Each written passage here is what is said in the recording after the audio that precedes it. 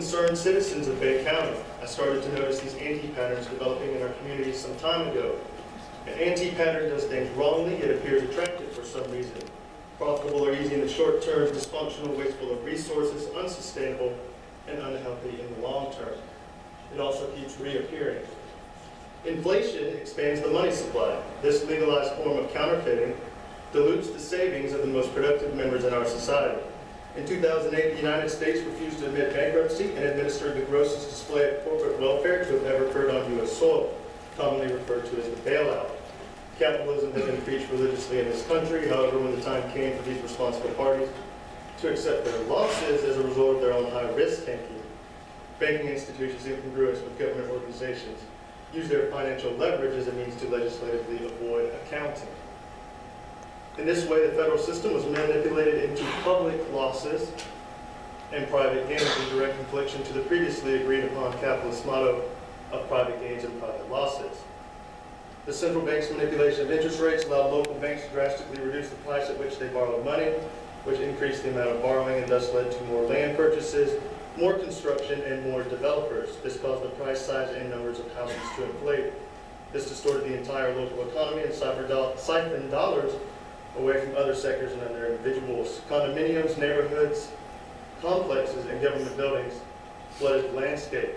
None of this seemed odd to developers and buyers at the time, as the mantra was one could always sell homes for more.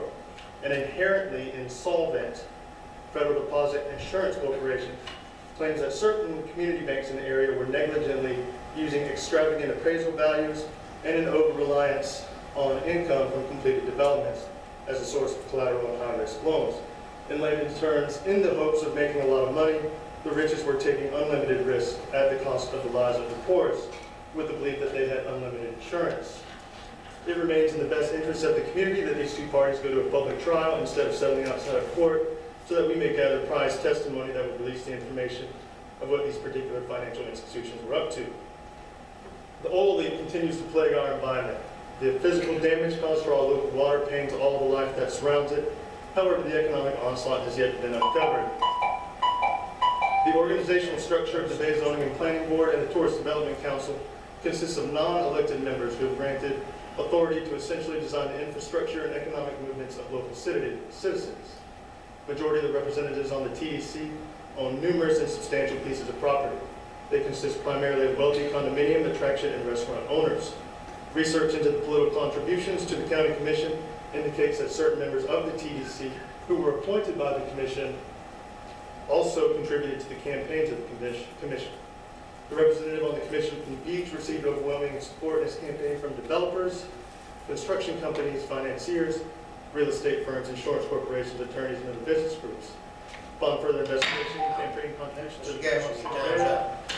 I got 4 sentences left. Your time is up, sir. And the former sheriff links to it. You're being disruptive. You'll either find a seat or Can I get permission to motion my 3 minutes for him to finish? You can have a seat, and if you'd like to speak, you may come forward. I would like to hand my 3 minutes over to him. Speak, or Okay, thank you very much.